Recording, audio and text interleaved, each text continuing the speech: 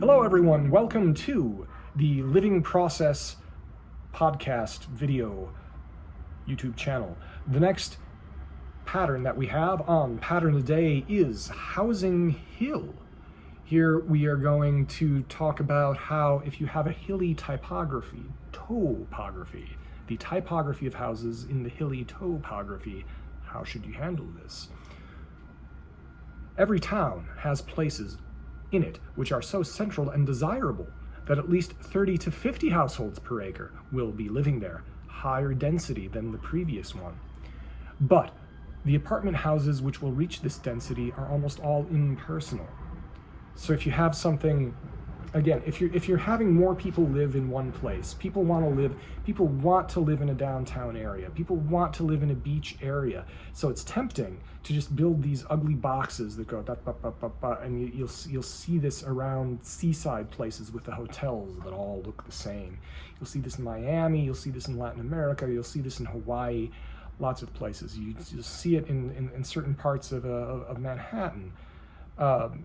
So here, now remember what I talked about, the step back, last pattern, you can go back to that. I talked about that if you're having row houses, one of the ways to get light and pleasant views and things is to go up, step back, go up, step back. We talked about how the Upper East Side in New York, back in the 20s, like I forget when they put that zoning code in, it was the 19-teens, maybe 1912, I'll comment below. Of course, like, share, and subscribe. But you can remind me, any experts out there who have that memorized, when the setback zoning ordinance for New York kicked in. It kicked out in the 50s with Mies van der Rohe. So here, they're saying, what do they say? Therefore, to build more than 30 dwellings per net acre, or to build housing 3 or 4 stories high, build a hill of houses, build them to form stepped terraces sloping toward the south. That's saying that, meaning that your highest bit is in the north, because the north is in shadow anyway, and you're stepping down from the highest bit to face the south, so you get the southern exposure to come in there. If you flipped it around and did it the opposite way, all your step backs and step downs would stay in the shade. Wouldn't really make much sense. Unless you're building some type of artist situation where everybody in that building, in Europe they did this in some famous things, where everybody in that building would want diffused light to come in there. Say, for example, for artist studios, that would be an exception. You'd want to flip that around. However, for typical apartments for people, it would be nice to have the south side be where you step down.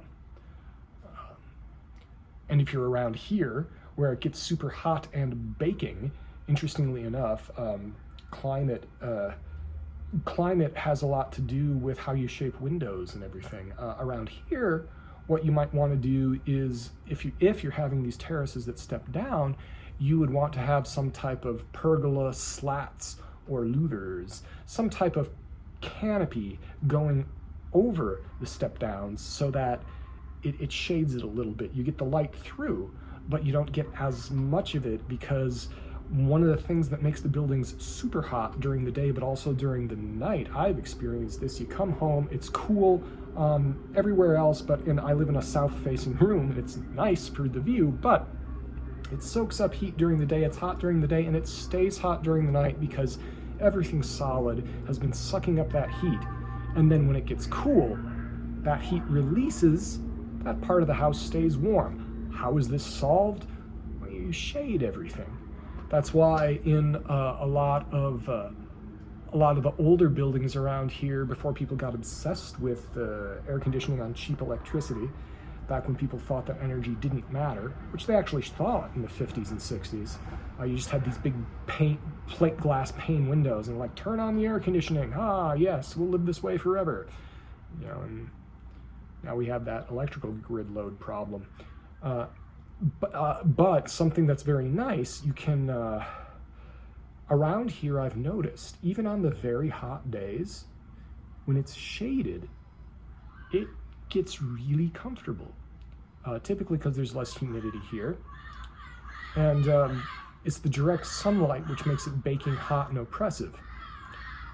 Shade it, make canopies. Parrots like the canopies. They like the trees around canopies, really. They don't much. That's a lie that they like canopies. They tree canopies. Yeah.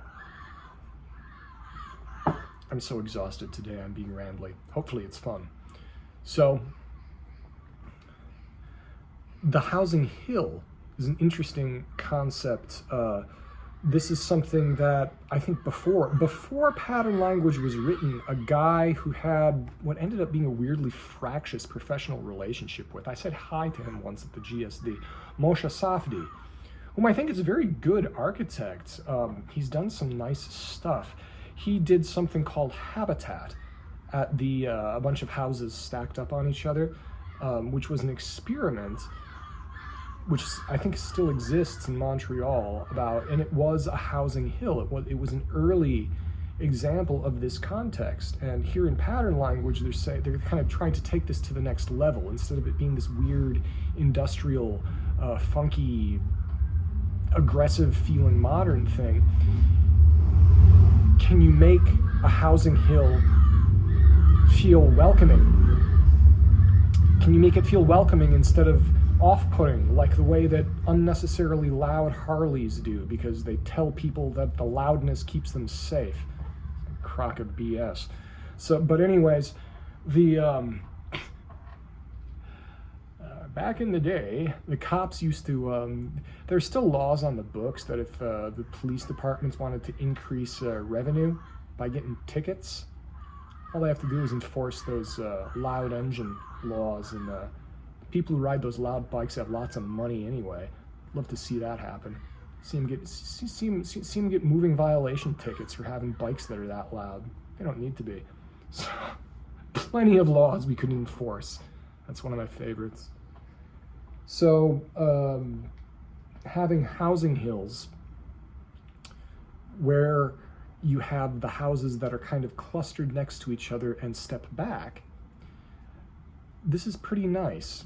And going into another pattern, sometimes patterns imply other patterns. A pattern that this would imply, let's think creatively and rambly for a moment. What happens when, you can think about that thumbnail again that we had back up there. Think about what happens when you have these things clustered next to each other, and they step up like this on that side, and they step up like this on that side. What would be in the middle there? In a warm, hot climate, that would be a place where there's lots of shade. Put pedestrian paths in through that. Just imagine how that works. Then what you're doing is you're creating a backyard. Now think of the parents staying at home and having a back window with a backyard where you can see kind of the kids playing and chasing around there. And it's cooler back there. It's not so hot. Maybe you got some chairs, and you could play, if you make it big enough, you can play bocce, which is great. That's one of my old man things that I love old man things. I'm getting there. But bocce is pretty awesome. You could have a bocce court back there where it's shaded, where it's cool. And so, and then you could see down in there from the backs of the houses. And you say you'd have the kitchen in the back of the house. You got a window by the sink. You're looking over. It's cool on that side. The buildings are close together. Then on the front side, you have the step backs, and you're facing out towards the street.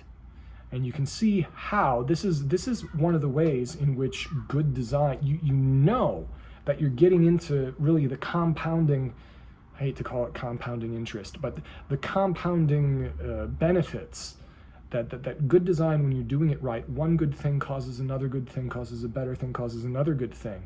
And that's always the kind of path that you want to create when you're designing, that you start with the large scale things and go to the small scale things and see that you're going, okay, so this is good, and then that's good, that's good, that's good, and all the way down to a doorknob, right?